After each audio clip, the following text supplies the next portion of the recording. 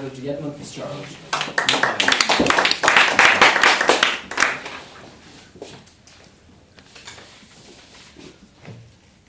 Good evening, folks. I want to tell you a story this evening that stemmed from a rather unusual place. It came from way back in the 80s. I heard a song, and the song was nicked. In other words, whoever wrote the words took the tune from somebody else and put their own words to it. And that always used to annoy me. I used to hate that, because I went back there and tried to find out who had the original song and what was it about.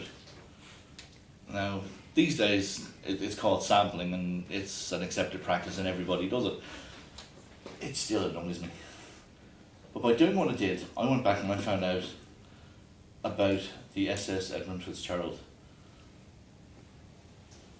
The Edmund Fitzgerald was a ship that sailed, it was a cargo ship. She sailed the Great Lakes of North America, the St. Lawrence Seaway, down from Lake Superior in the very west, down to Ohio. Mr. Toastmaster, fellow Toastmasters and guests. The Edmund Fitzgerald was the largest ship ever to sail the Great Lakes. She's also the largest ship ever to have sank there. And she's also the last ship to have sank there. She was launched in 1958. And if you can imagine, use your imagination please, she was 730 feet long, 75 feet wide, with 33 feet depth, with a draft of 25 feet.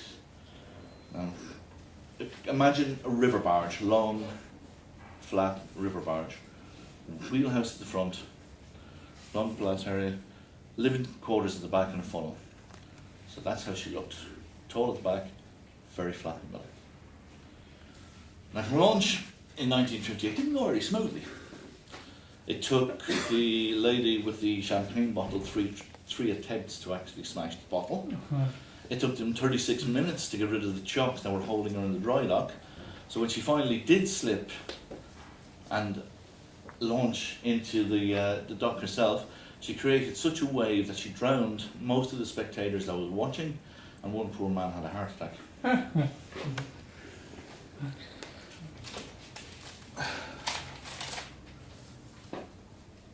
Notwithstanding that, the Edmund Fitzgerald had an exemplary record in the 17 years that she worked the Great Lakes. She was known, because of her size, as the Queen of the Lakes. She would run iron ore pellets from the very west of in Duluth in Minnesota, on the very west end of Lake Superior, to all parts of the Great Lakes and the St. Lawrence Seaway. She has, and still has, records for the distance travelled, the amount of tonnage carried, the amount of trips that she made. If you added up all the distances of all the trips that she has made, she has circumnavigated the globe 7 times. That's quite an achievement. Now, in that time, she wasn't just a workhorse. She wasn't just an ordinary ship out at sea. She was also one of the most popular vessels on the lakes. And the reason being, the captain was known as a DJ captain. And as the vessel was plying her trade, she would come through the narrow canals and rivers that linked all the Great Lakes. And once she did this, she'd play music night and day to entertain all the people, or to just keep them happy as she was sailing by. And if that didn't work, the captain himself used to go on the intercom system and he'd tell people all about the ship as they were passing by. Now, she was a very, very, very popular ship. She had many nicknames. Probably the best known one was the Mighty Fitz. 17 years she travelled the Great Lakes, creating records, carrying iron ore, passengers sometimes as well. The passenger accommodation in a cargo ship, was quite spectacular. She had carpets, she had tiled bathrooms. Like, these are comforts some people didn't even have at home. But unfortunately, on the 10th of November 1975, she started her fateful final voyage. She was again in Duluth, left Duluth on the west of Lake Superior. It was November. The weather wasn't good, it's winter time. The weather forecast though was for storms to the south of Lake Superior and to miss the vessels. She went out, and a couple of hours later she was joined by the Arthur M. Anderson, another ship of similar size, and the boat steamed away towards their destination. A couple of hours later, the weather forecast was upgraded to severe storms to cover all of Lake Superior. All ships didn't run for cover, but tried to find some leeway, some lee in the coastline. Look for shelter, basically. A few hours later, the Edmund Fitzgerald, the captain, Captain McSorley, reported that he was slowing down, that the weather was very difficult. There were 10-foot waves, sometimes reaching 25 feet, and gusts of up to 50, 60 miles an hour. And it had started to snow. The visibility was practically zero.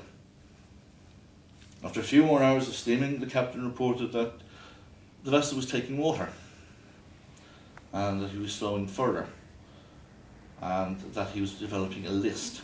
Now this surprised a lot of people because the Captain McSorley was known as a bad weather captain.